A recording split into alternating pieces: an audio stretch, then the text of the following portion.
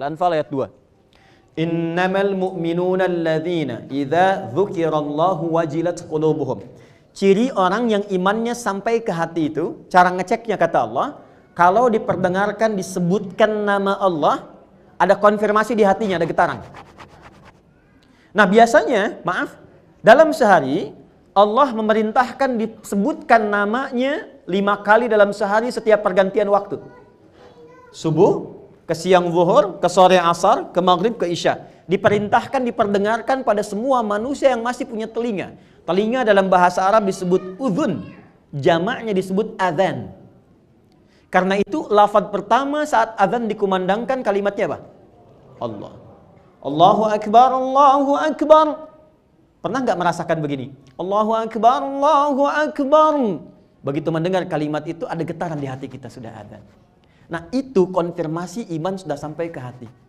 Dan itu nggak mungkin bisa dirasakan kecuali oleh orang yang sudah punya iman. Kalau nggak ada imannya nggak akan punya getaran yang sama begitu, nggak ada. Kan beda kan? Ada getaran cinta, getaran iman, getaran kalau ada polisi depan kita melanggar lalu lintas itu kan? Getarannya lain. Allahu Akbar, Allahu Akbar. Kencang banget suara apaan sih ini? Beda. Nah, iman standar, lagi-lagi standar nih.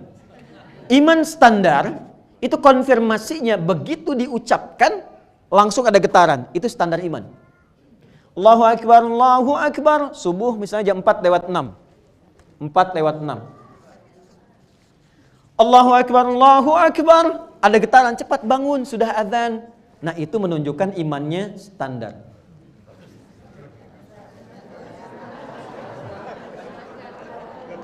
Kuat tidak, lemah juga tidak. Itu dalilnya Quran surah keempat ayat 103 di ujung ayatnya. Inna salata kanat 'alal mu'minina kitaban mawquta. Orang beriman itu tahu waktu salat. Konfirmasinya Allahu Akbar, Allahu Akbar. Ya Allah, sudah azan standar. Kalau kuat, dia tunggu baru selesai isya dah nunggu subuh.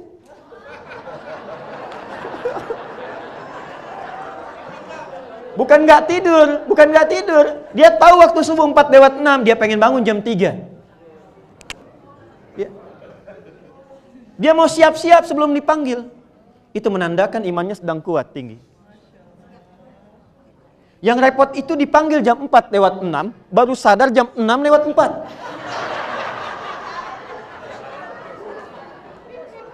Tapi kalau masih ingat sholat, masih ada konfirmasi iman. Yang bahaya itu begini, mengaku beriman, mengaku muslim, di KTP-nya Islam, tapi nggak ada getaran di jiwanya. Allahu Akbar, netral aja, sholat tidak dikerjakan. Puasa dilewati. Nah ini yang dimaksudkan iman bermasalah. Qalbun mayyit. Nah saya mau ke sini, saya teruskan lagi. Syarat pertama, Bapak Ibu sekalian, untuk mendapatkan surga Firdaus itu harus dikonfirmasi keberadaan iman dalam diri kita. Nah, ini masing-masing yang bisa menilai diri masing-masing. Jadi kalau kita merasa ingin memasuki surga Firdaus, mulai sekarang konfirmasikan kekuatan iman itu melekat dalam hati kita. Yang tahu cuma kita sendiri. Apakah imannya kuat, standar, atau di bawah standar. Allahu Akbar, Allahu Akbar. Bahkan sekarang udah ada yang lihat jam. Jam berapa asar? Lihat. Sudah ada yang menyiapkan maghrib, menyiapkan isya. Berbahagialah.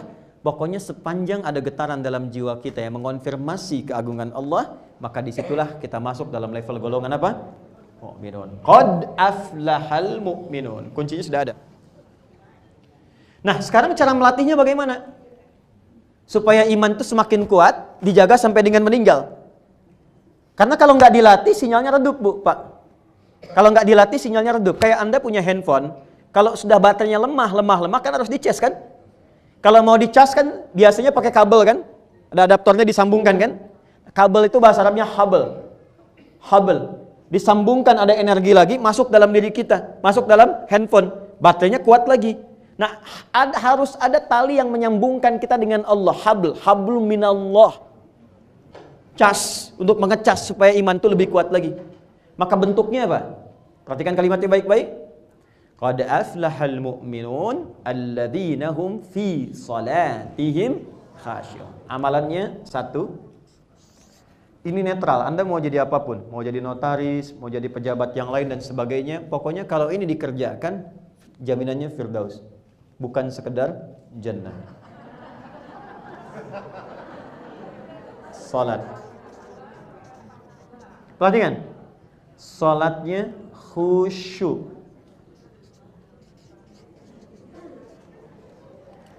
Anda mau masuk surga yang standar, jannah, yang penting salat. Mau tingkat khusyuknya berapa persen? Yang penting saya sholat. Tapi ketika level Anda ingin dinaikkan, saya pengen firdaus, kata Allah konfirmasikan, alladzina hum fi sholatihim khashi'un. Maka calon penghuni surga firdaus itu tidak akan dia menunaikan sholat kecuali berusaha menunaikan dengan khusyuk semampu yang bisa dia lakukan. Itu beda rasanya. Nanti kita akan detilkan ini. Tenang, ya, ini baru poinnya saja. Kan sampai Isya kita. Ya. Betul ya? 2. Nanti kita belajar Pak, apa itu khusyuk kan belum dibahas. 2. Walladzina hum 'anil lagwi mu'ridun. Hati-hati, ini pasti akan melekat pada pekerjaan. Hati-hati ya. Walladzina hum, ciri kedua, 'anil lagwi mu'ridun, selalu menghindari, menjauhi segala yang tidak penting. Segala yang sia-sia. Menghindari yang tidak penting. Maaf, Bapak keluar dari sini, Ibu keluar, banyak hal yang bisa dipandang. Ada yang bermanfaat atau ada yang tidak bermanfaat. Ada yang penting, ada yang tidak penting. Calon penghuni firdaus tidak akan melihat kecuali yang bermanfaat dan penting saja. Ketika yang dilihat tidak penting, dia palingkan. Itu detailnya ada di Quran, surah yang ke-24, ayat 30 untuk laki-laki, ayat 31 untuk perempuan. Quran surah An-Nur ayat 30 untuk laki-laki, ayat 31 untuk perempuan. Yang ini dalilnya Quran surah kedua ayat 45 sampai dengan 46, ditafsir di Quran surah ke-29 di ayat yang sama 45. Pelan-pelan. Saya turunkan yang ini dulu ya. Contoh. Dari mata. Pelan-pelan. Quran surah 24 ayat 30 untuk laki-laki. Kullil mu'minina, dikonfirmasi lagi imannya. Kan qad aflahal mu'minun. Ditafsir di sini kullil mu'minina, Muhammad SAW viralkan. Saya sekarang lebih senang menerjemahkan dengan kata-kata viralkan dibanding katakan. Ya, karena lebih luas sifatnya.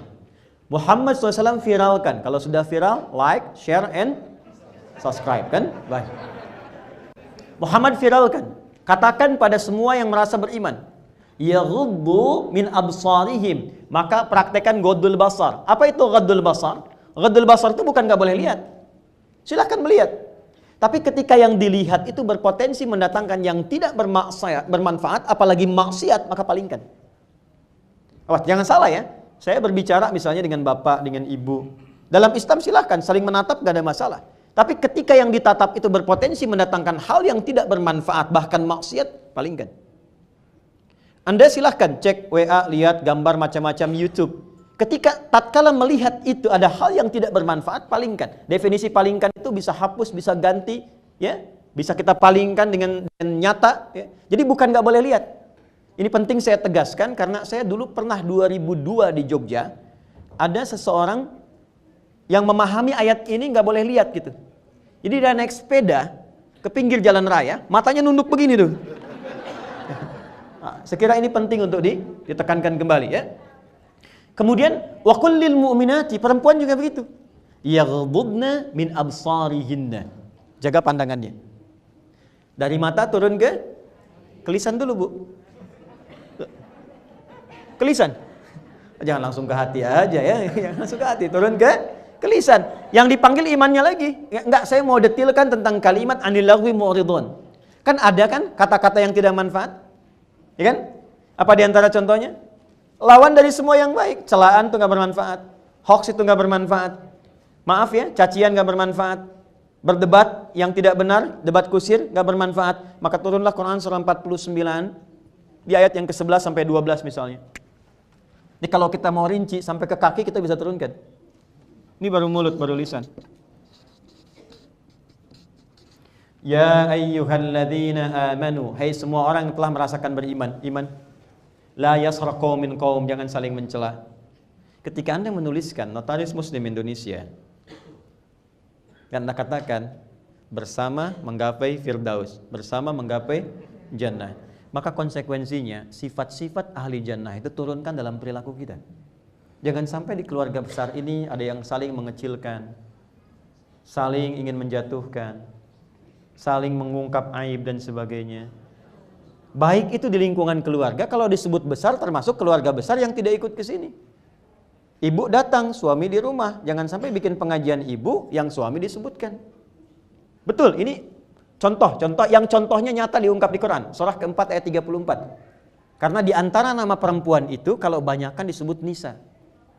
Kalau laki-laki namanya konsisten, Bu. Sendiri ataupun banyak, itu akar katanya satu. Satu. Kalau sendiri rajulun. Kalau banyakan rijalun, hurufnya nggak berubah. Rajul itu tegak. Ya, berwibawa, tegas. Makanya kaki disebut rijlun karena tegas, kuat. Ya, jadi kalau ada laki-laki yang melambai, nah itu keluar dari sifat rujuliyahnya. Perempuan itu namanya dua. Kalau sendirian dia mar'ah. Saya detilkan sedikit ya. Kalau sendirian mar'ah. Kalau banyakan seperti ini nisa. Berubah jadi nisa. Ya, jadi nisa itu artinya apa? Bukan perempuan. Bukan wanita, enggak usah maksa. Nisa itu perempuan. Udah pakai perempuan. Banyak an-nisa. Tapi kalau sendirian dia mar'ah. Mar'ah itu dari kata muru'ah seperti mir'ah. Maknanya tiga. Satu, yang senang tampil indah. Makanya perempuan disebut dengan mar'ah karena memang cenderung pada keindahan. Ya, dan itu biasa. Makanya mir'ah itu disebut cermin itu mir'ah bahasa Arab seperti mar'ah. Jadi kalau ibu bawa cermin, bawa kaca itu biasa. Diperiksa di dompet ada kaca, nggak apa-apa. Di handphone ngaca, nggak ada masalah. Masuk ke sini ada kaca, lihat lagi, wajar. Ya. Tapi ingat, mar'ah juga seperti mir'ah. Al-mar'atu kal mir'ah. Perempuan punya nilai perasa seperti cermin. Ibu pernah lihat cermin ya? Kalau cermin itu dilempar sampai pecah, bisa nggak disusun kembali? Jangan salah, bisa disusun kembali, tapi tak mampu memantulkan bayangan yang sempurna.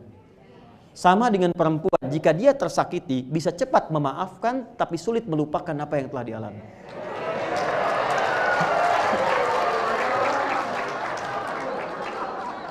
Enggak, ini saya serius, ini bahasa Quran. Jadi kalau Anda punya persoalan dengan istri sekarang, rekening listrik 20 tahun yang lalu, ikut lagi. Itu marah. Tapi ketika dia bersama, namanya berubah dari mar'ah menjadi nisa. Nisa itu apa? Dari kata nasa, senang mengungkapkan apa yang dirasakan. Saya nggak bilang curhat ya, cuman suka mengungkapkan apa yang dirasakan. Persoalannya kata Quran, ya, Quran surah keempat ayat 34, "Fas-salihatu qanitatun hafizatun lil ghaibi bima hafizallah." Kadang-kadang ketemu dengan temannya yang dicurhatkan hal yang tidak seharusnya keluar dari mata turun ke lisan. Ibu kumpul, "Teteh apa kabar?" "Baik, alhamdulillah." "Gimana pekerjaan?" "Semua lancar." "Keluarga?" "Alhamdulillah sehat." "Suami bagaimana?" Di situ masalahnya.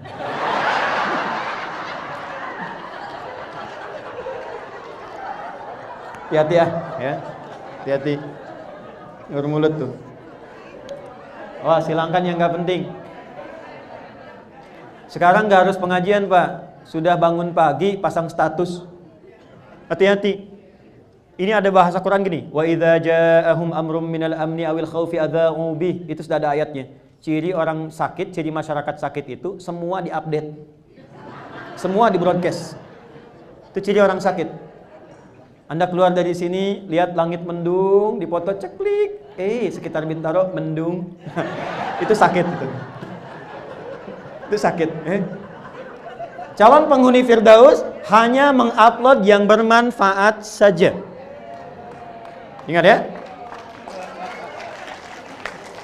Awas. Satu hadis, satu hadis. Satu hadis, satu ayat. Sehari tampilkan nih anak-anak kita, binaan kita yang penghafal Quran. Kita sudah sampai mana ya? Alhamdulillah kita sudah diberikan rezeki oleh Allah, sudah sampai Cianjur. Itu rumah-rumah yang saya kan di kanan bikin posko, Pak Bu. Kami dari hari pertama gempa Wahker sudah ada di sana. bikin posko, tenda-tenda disusun kayak jadi komplek kembali, dapur umum, sekarang kita mau bangunkan masjid, tapi satu hal yang menyentuh jiwa yang paling dalam, hancur rata rumah-rumah. Bukan itu. Yang paling dahsyat itu rumah yang tegak pun yang masih mewah, penghuninya tidak berani masuk ke dalamnya. Takut. Dia lebih memilih tinggal di terpal-terpal atau meninggalkan wilayah itu. Saya bertanya dalam diri saya, kalau bekerja keras, berangkat gelap, pulang gelap, bertahun-tahun membangun seperti ini hanya untuk ditinggalkan, lalu apa manfaat pekerjaan yang telah dilakukan? Jadi kalau sekarang Anda, saya, kita hanya beraktivitas dan mengumpulkan dan yakin akan ditinggalkan semua itu, bahkan diberikan oleh ujian oleh Allah seketika bisa dihilangkan, maka tidak akan ada yang bisa dirasakan dalam kebahagiaan. Kecewa, capek, lelah, mengadu dan sebagainya. Penghuni surga Firdaus menjaga marwahnya di hadapan Allah sehingga dia hanya mengerjakan segala yang bermanfaat dan dengan itulah dijauhkan dari kekecewaan dalam kehidupan.